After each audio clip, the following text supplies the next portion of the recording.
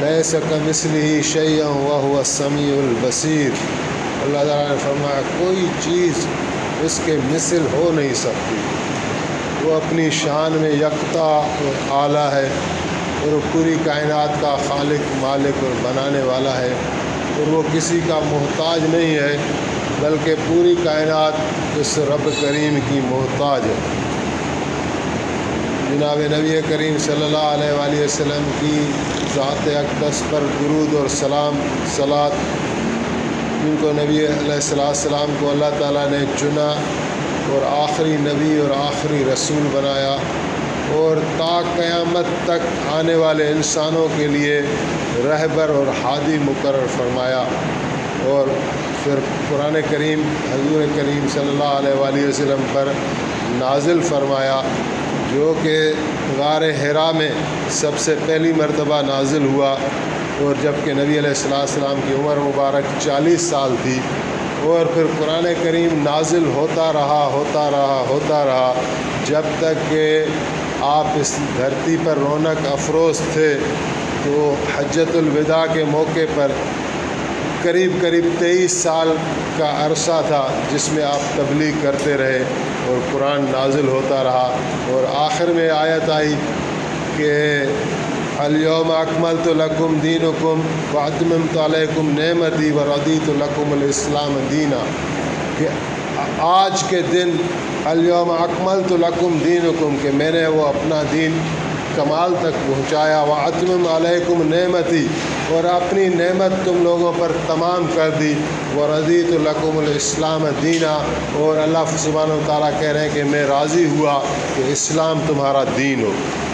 بہت عالی شان دین ہے جو نبی علیہ السلام لے کر آئے، اور پھر اس کا تقاضا تو یہ تھا کہ آپ خود موجود رہتے اور پورے انسانیت کو اپنے خود دعوت دیتے۔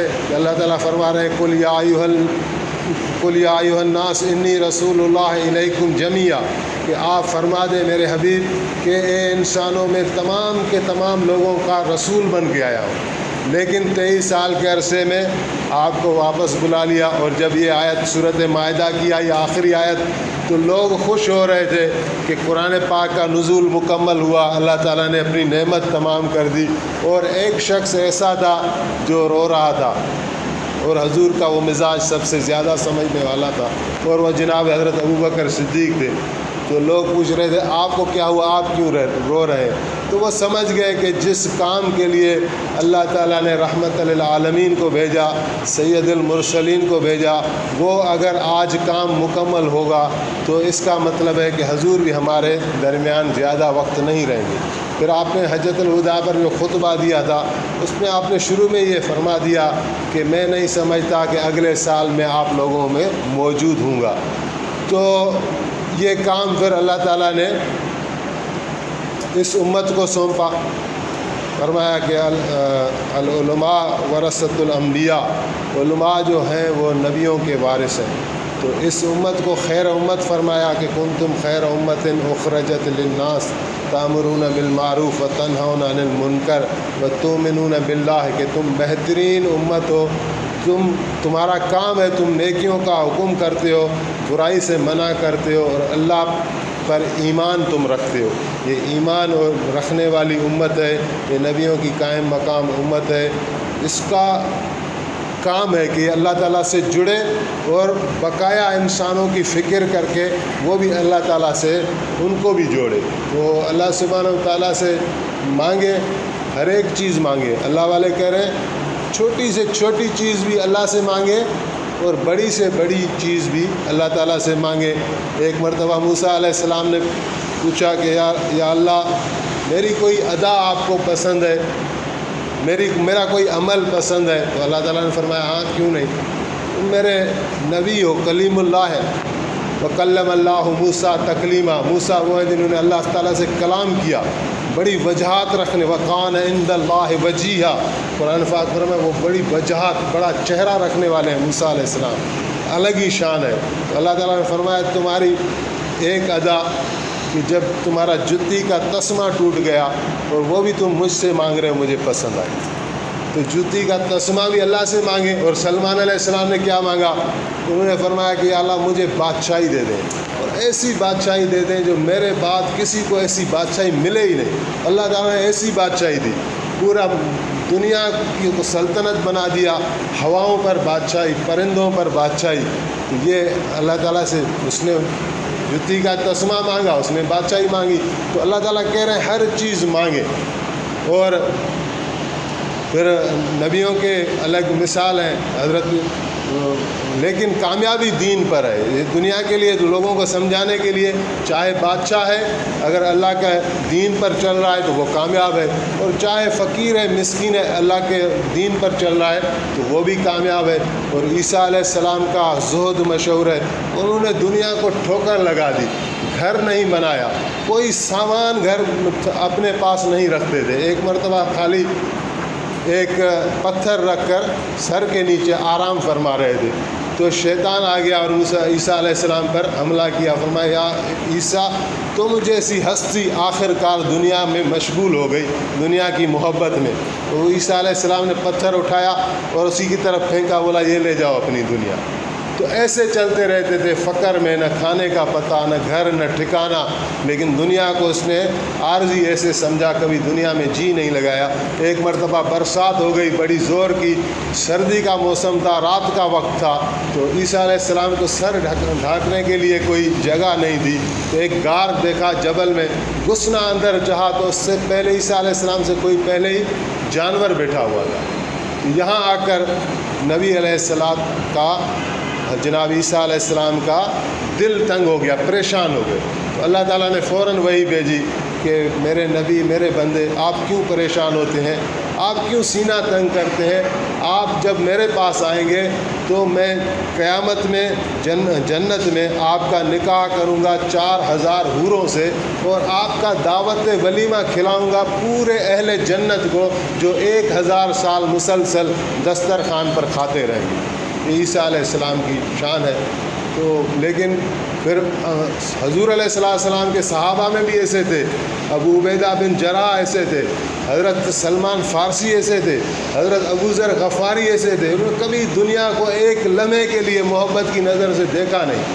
تو وہ فرماتے ہیں، حضرت ابو ذر فرماتے ہیں کہ دنیا جو ہے وہ 3 ساعتوں پر زمانہ مشتمل ہے۔ ایک ساعت وہ ہے جو گزر گئی، فرمایا اس میں ابھی تم کچھ کر نہیں سکتے، وہ تم سے گزر گئی۔ ایک آنے والی ہے، اس کا پتہ نہیں کہ وہ آئے گی بھی یا نہیں آئے گی، تو باقی بچی یہ 1 ساعت جو چل رہی ہے، فرمایا یہی زندگی ہے، اس 1 ساعت کا خیال کرو، اس میں اللہ کی نافرمانی نہ ہو، تم کامیاب ہو۔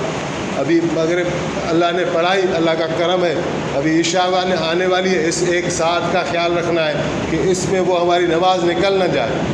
ایک ساعت کا خیال کرنا ہے کہ ہمارے ہاتھوں سے، ہماری زبان سے، ہماری آنکھوں سے کوئی اللہ کی نافرمانی ہو نہ جائے۔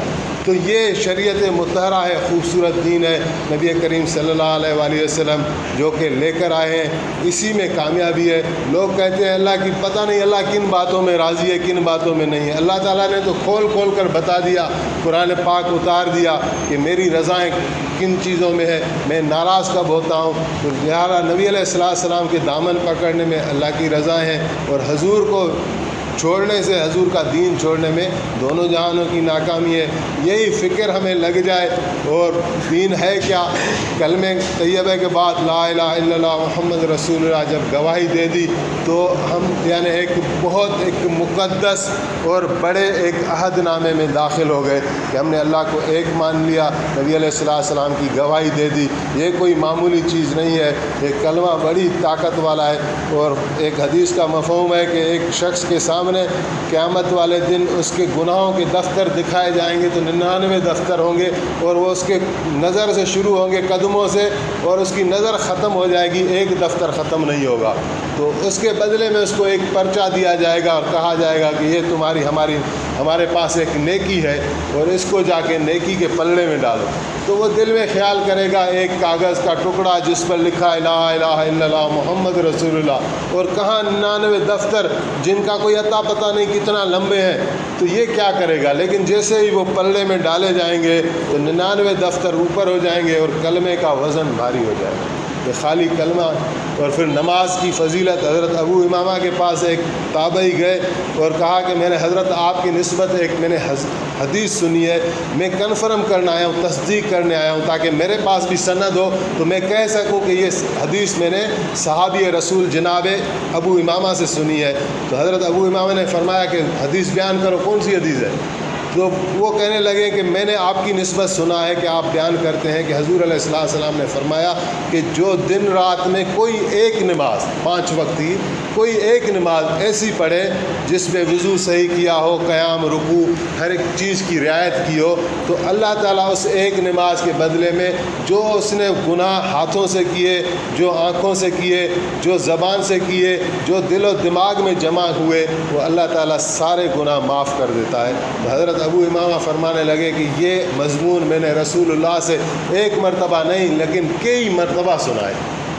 تو اسی طرح پھر علم اور ذکر ہے کہ ہم شریعت کو جاننے کی کوشش کریں, اس کے مطابق اپنی زندگی گزاریں, اللہ کا ذکر کرتے رہیں. اللہ تعالیٰ نے فرمایا فاذکرونی اذکرکم واشکروا لی ولا تکفرون, تم میرا ذکر کرو میں تمہارا ذکر کروں, اور تم شکران نعمت کرو اور میرا کفران نعمت نہ کرو.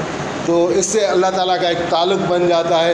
اور نماز روزے کے بعد جو ہے وہ اہم چیز یہ ہے کہ ہم معاملات اپنے ٹھیک رکھیں, انسانوں کو ہم ستانے والے نہ ہوں, ماں باپ کو ہم ستانے والے نہ ہوں, بہن بھائیوں کو ہم ستانے والے نہ ہوں, معاشرے میں ہم کسی کو اذیت دینے والے نہ ہوں. جس سے بھی معاملہ کریں, اللہ تعالیٰ کے حبیب نے فرمایا صلی اللہ علیہ وآلہ وسلم نے کہ اللہ تعالیٰ اس شخص پر رحم پر کرے جو جب کسی سے معاملہ کرتا ہے تو نرمی اختیار کرتا ہے, اور اخلاص نیت کہ ہم ہر کام اللہ تعالیٰ کے واسطے کریں, اللہ تعالیٰ کی خاطر کریں, کسی کو دکھانے کے مقصود نہ ہو اور کوئی اور غرض اور مقصد نہ ہو, صرف اور صرف اللہ تعالیٰ کی خاطر. جس طرح ابراہیم علیہ السلام نے فرمایا کہ انی وجہت وجہی للذی فطر السماوات والارض حنیفا, کہ میں نے اپنا رخ, اپنا چہرہ کر دیا اس ذات کی طرف جس نے زمین اور آسمان کو برابر بنایا. تو اسی کی رضائیں مقصود ہو, اسی میں ہمارا جینا ہو, اسی میں ہمارا مرنا ہو, اور اس کام کو لے کر اٹھیں. آج معاشرے کی حالت کیا ہے اس کی فکر کریں, اور اللہ تعالیٰ نے یہ تبلیغ جماعت کا ہمیں ماحول دیا ہے, یہ صبح شام 24 گھنٹے اس فکر میں لگے رہتے ہیں. پوری دنیا میں جماعتیں چل رہی ہیں ایک فکر میں, تو ہم بھی شامل ہو جائیں, ہمارا بھی اس میں حصہ ہو جائے کہ کل قیامت کے روز جناب نبی علیہ السلام کی شفاعت نصیب ہو. اللہ راضی ہوتا ہے ان کاموں میں, یہ اللہ کے دین کی رفعتوں کا کام ہے. اسی میں نبی علیہ السلام نے اپنے آپ کو لگایا, اپنے صحابہ کو لگایا, اپنے اہل بیتر اطہار کو لگایا, انہوں نے جانیں دی.